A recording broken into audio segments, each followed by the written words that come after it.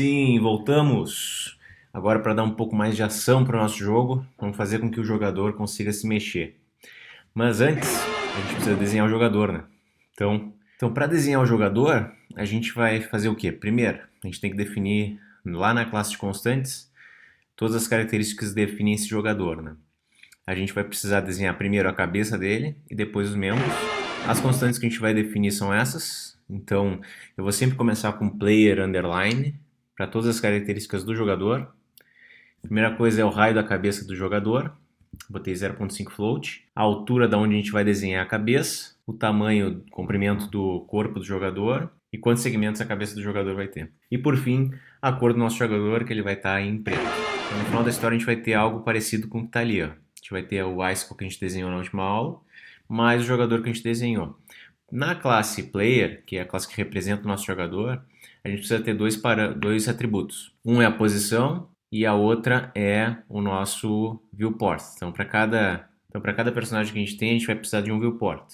Na hora que a gente instancia um objeto player, a gente precisa receber esse viewport e armazenar no nosso atributo. Na hora de inicializar, que é no método init, a gente precisa dizer onde é que vai ser inicializado esse jogador. Então, ali que a gente coloca qual posição. Então, a partir do viewport que a gente tem no jogo, na nossa visão da câmera, a gente pega a largura do nosso mundo e divide por 2 para ele começar no meio da tela. Ainda na classe jogador, lá no método render, a gente desenha o jogador de fato. Então é ali que a gente vai definir qual é a cor do jogador, que a gente define lá em constantes, player color. A gente dá um set color para isso. Ainda no nosso render, nosso shape render, a gente diz que vai ser preenchido, para ele não ficar vazado a imagem do jogador, a cabeça dele.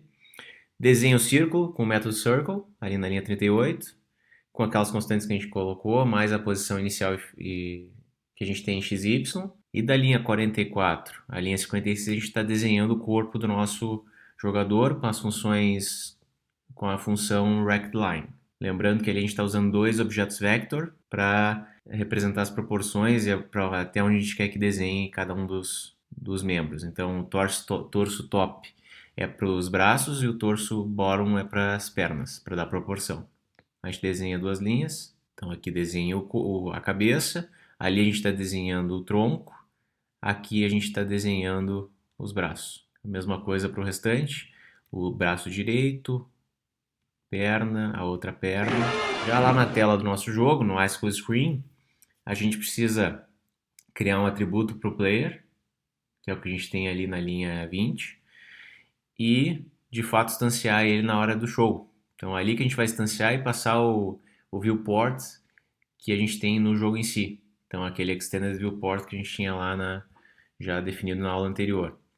E chamar no método resize, chamar um player.init para inicializar ele. Na hora de renderizar, a gente tem que sempre atualizar a posição do jogador. Então a única coisa que a gente tem que fazer é pegar o nosso player, tem na linha 60 lá, dar o render e passar o renderizador, e na linha 50 sempre dar o update dele.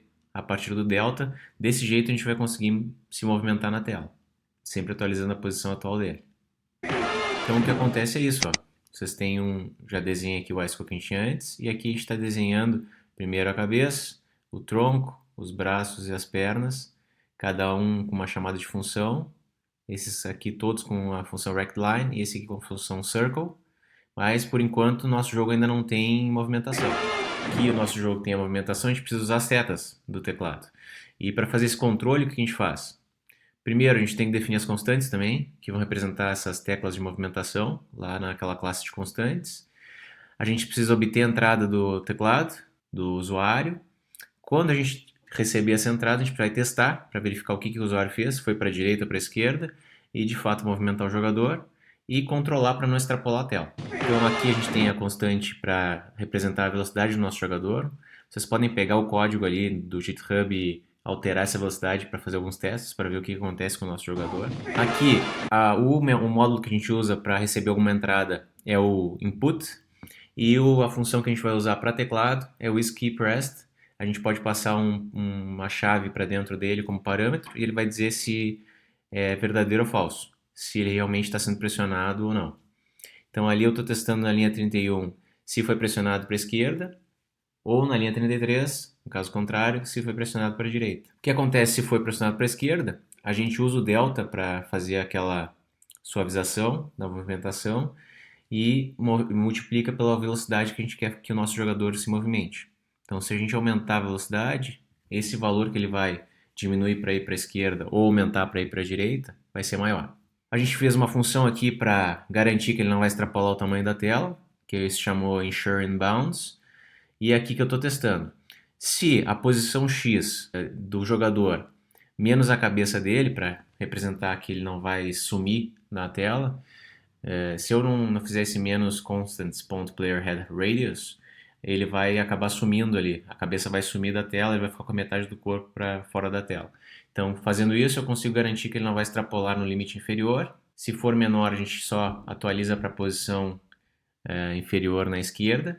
E se for maior que o width, que é o comprimento do nosso viewport, do mundo, da nossa câmera, aí, também respeitando o raio da cabeça, aí o que a gente faz? A gente pega a largura total e diminui do raio da cabeça do jogador, ele vai ficar no canto inferior direito. E por fim a gente tem que desenhar o nosso jogador, né? Na prática aqui o que tem é a mesma coisa que a gente tinha antes, só que agora quando eu aperto a tecla esquerda, ele vai andar em 10. Quando eu aperto a direita, vai andar em 10 também. Quando ele chega no final, não extrapolou, porque a largura menos a cabeça dele não chegou no final. Quando chegou no final, ele já testou. Mesma coisa para o lado esquerdo, ele não deixa passar. E é isso. Na próxima aula a gente vai adicionar mais icicles e vai remover aqueles que somem da tela. Então a gente vai adicionar aqueles pedacinhos de gelo que caem lá do topo da nossa tela. Eles vão realmente se movimentar e quando saírem no final lá da tela, a gente tem que remover eles, porque senão ele vai consumir memória, né? Ele fica consumindo.